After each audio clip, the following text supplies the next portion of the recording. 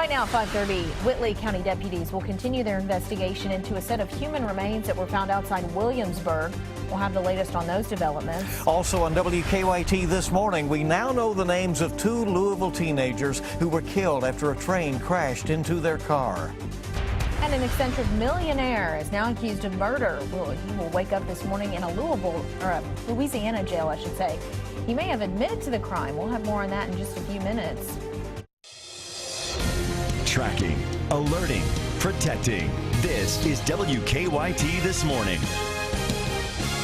Good morning and welcome aboard here on Monday, March 16th. It is winter today, Monday. It'll be spring by Friday. What about that? I'm Bill Bryant. And I'm Rebecca Smith. That puts a nice perspective on it. And tomorrow is St. Patty's Day, we should mention. So get out your green. There you go. You have time for that and a warm day to do that. Let's check in with meteorologist Micah Harris in our First Alert Weather Center. Hey, good morning, guys. Yeah, as we head towards St. Patty's Day tomorrow, things will be different tomorrow than they are today, temperature-wise, by about 10 degrees. We'll be in the lower 70s today. A good start to the morning. As you can see outside, no fog issues. We're at 48 there in Lexington. We're at 48 in Mount Sterling.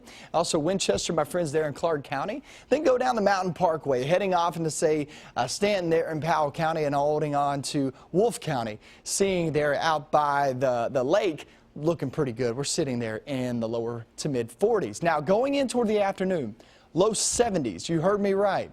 This will be the warmest day since October. I mean, you got to go back toward last year to actually see temperatures like these. Going off into the night and into tomorrow morning, no big change.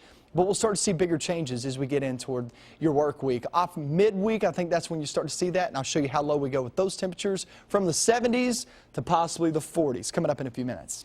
All right, Micah, thank you very much. In our news right now, Whitley County Sheriff's deputies will continue their investigation into a set of human remains found outside of Williamsburg. Fishermen found the remains over the weekend. WKYT's Mark Barber is at our live desk with the latest developments in the case. Good morning, Mark. Good morning, Rebecca and Bill. Investigators will be back on the scene this morning. So far, they say they have found a human skull and some bones, but they say only 15% of the remains have been collected. The sheriff says 2 men were fishing at a pond off of Happy Hollow Road around 1:15 yesterday afternoon when they made the grisly discovery. We're told law enforcement agencies in the area have been notified in case they have anyone who has gone missing that matches the remains. Deputies say while they were working to answer many questions, they do know that the remains do not show any signs of trauma. Investigators tell us that the next step of their investigation will be to identify the body. The first thing is to get them identified, and then the second phase of it will be as to what happened to this individual. Whether it's a homicide or freak accident, we don't know. Investigators say that the skull and the bones are being examined at the state crime lab. From the live desk, Mark Barber, WKYT. Mark, thank you very much. And police in Boone County are investigating after a driver hit and killed a man and 2 children. Florence police say 49-year-old Charles Napier was pulling a wagon with a child inside when a car veered off the road and hit him. The car also hit another woman who was with him, pulling another wagon with 2 13-month-old children in it. Napier and the children in the wagon that the woman was pulling died. The woman and child in the wagon that Napier was pulling suffered minor injuries. Police do not expect to file any charges. Well, new this morning, we now know the names of 2 Louisville high school students killed in a train crash. Officials identified the victims as 16-year-old Chiquita Chawan as well as 19-year-old Suk Mein Rai. They are of Bhutanese origin. Police say that on Saturday afternoon, 4 teenagers were driving over the train tracks on the east side of Louisville when a train hit their car. A man standing by captured video on his cell phone. We're told the train conductor was blaring his horn, but the driver didn't stop. The train hit the car, killing the 2. The driver and a passenger are still in critical condition. What did I just see? I mean, it took me a little bit of time to comprehend what I just saw. It was just, wow. I've never seen anything like that before. Again, all 4 young men are Bhutanese refugees known for taking part in the community's soccer team. We now know the name of a 4-year-old girl who died in a shooting in Louisville this weekend. Police say Elanye Price's injuries appear to have come from a self-inflicted gunshot wound. They're investigating the shooting as an accident, thinking the little girl may have grabbed the gun and dropped it. This happened Friday night in a home off of Cave Run Road. Alanya died at Cosair Children's Hospital. 5:35 now on WKYT this morning, and today a Central Kentucky community will honor a police officer who was killed in a wreck in Garrard County last week. The visitation for Officer Burke Rhodes is today from 10 a.m. until 1 p.m. and again from 3 until 8. The funeral will be tomorrow at noon, followed by a graveside service at Camp Nelson National Cemetery. An eccentric millionaire from one of the country's richest families is waking up in a New Orleans jail this morning. Robert Durst is accused of killing a female friend in Los Angeles 15 years ago. He was also the subject of a documentary which ends with what sounds like an astonishing admission. Brian Webb reports. In the final scene of the HBO documentary, Robert Durst goes into the bathroom with a wireless microphone still on, transmitting what sounds like a shocking confession.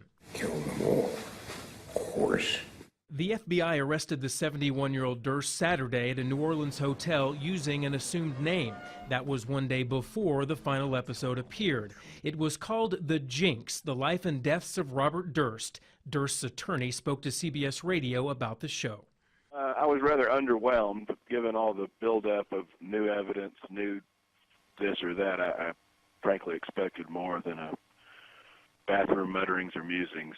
The documentary examined the 1982 disappearance of Durst's wife Kathleen, the 2001 murder and dismemberment of Durst's one-time Texas neighbor Morris Black. Durst claimed self-defense in that case and was acquitted, and the murder of Durst's friend Susan Berman in 2000.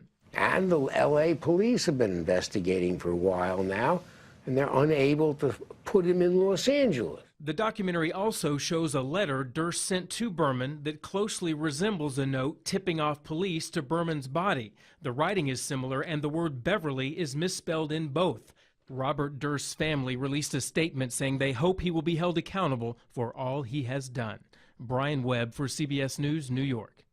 And again, Robert Durst will be in a Louisiana courtroom this morning. He will face murder charges in Los Angeles.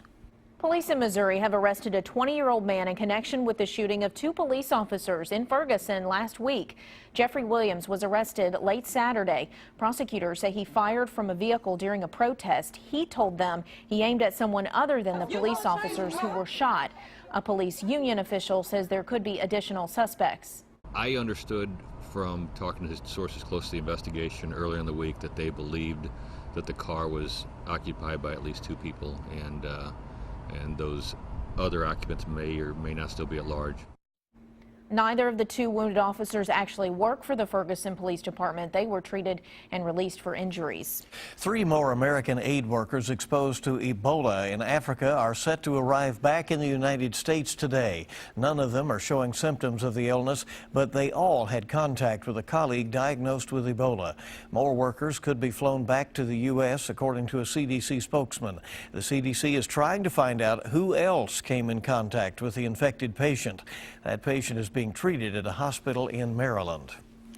Some of you may want to join the Cats on their March to 9, but you'll either need a lot of luck or money. Right, one or the other. Tickets are sold out, but there are still a couple of ways around that. Let's go to WKYT's Hillary Thornton live at Memorial Coliseum with a look at how to find tickets. Hillary, good morning. Good morning, Bill and Rebecca. What most of the country knew would happen became official last night when the undefeated Wildcats were named that #1 overall seed for this year's NCAA tournament. And before that bracket was even finalized, travel plans were in the works as Big Blue Nation prepares to follow the Cats. Tickets, including UK's allotment, are already sold out for what fans hope is the Cats' first stop on their quest for title #9. If you are a UK student, you do still have a chance for tickets through the student lottery set to be held today. If you are not a student, you will probably need a lot of money and some luck to score a ticket. The NCAA Ticket Exchange is showing tickets ranging from about $61 going up to $300 for Thursday's first session. If you want a ticket for all 3 sessions, those tickets range from around $260 all the way up to $1,400. A hefty price, but UK fans are known for traveling, and this year will be no exception, with the bracket keeping them close to home and fans knowing they have the chance to witness history firsthand. Probably it's going to go down as the greatest sports team ever assembled in the history of America, going all the way from back when George Washington rounded up his starting five with the founding fathers and ran the dribble drive offense against the British to give us freedom. Now, doors will open at 4 o'clock this afternoon for that student lottery set to be held at 5 o'clock, where numbers will be drawn for a chance to buy from about 100 tickets. Live in Lexington, Hillary Thornton, WKYT. Little ode to George Washington there this morning. Even if a lot of those fans won't be able to travel with the Cats on their journey, they're still excited to get any glimpse of the Cats. Shortly after UK beat Arkansas, they hopped on a plane back to Lexington, and when the Cats landed at Bluegrass Airport, fans were lined up just outside the tarmac to congratulate them. Once the team's plane touched down late yesterday, the fans finally got a chance to see the players, at least for a few seconds. And they say that just those precious few moments were worth the wait, and that they can't wait to see where this historic season takes the team. The reason I came out today just for support, you know, I mean, the season's been so great so far, and just to show the team that, you know, we really support them, and, you know, we're always going to have their back no matter what. And for more UK and March Madness tournament coverage, just go to our website, WKYT.com. March Madness might be good for memorabilia sales, but a new study says it can put quite a damper on employee productivity this time of year. Many people use their time spent at work filling out March Madness brackets, and a new study finds that time wasted on those brackets can cost companies around $2 billion. But companies shouldn't rush to ban the brackets. The study says that doing that could cause long-term damage to employee morale. So there you go. Just have to work harder after it's over. I guess so. 5:41 is our time, and let's check live drive traffic and see what is going on outside right now. A new traffic impact to make you aware of: Nicholasville Road between Con Terrace and State Street, the outbound right lane blocked for waterline work. That's through Friday. Also at Sir Barton Way and Man o' War, alternating lane blockages for traffic signal installation. That's through Thursday. And you're looking there at the interstate this morning. Everything so far so good. No reports of any early troubles. Officer Don will be along in just a few minutes. Good to have you along on WKYT on this Monday morning. We're back with more in a moment. Some comic book characters getting makeovers. We'll show you their updated styles in just a few minutes. Looks pretty good outside this morning. 40s, 50s out there. It's really, really nice. Look, this is going to be the warmest day we've seen since last October. Here comes that warm air, and then here comes that cool shot right afterwards. I'll show you the latest forecast coming up.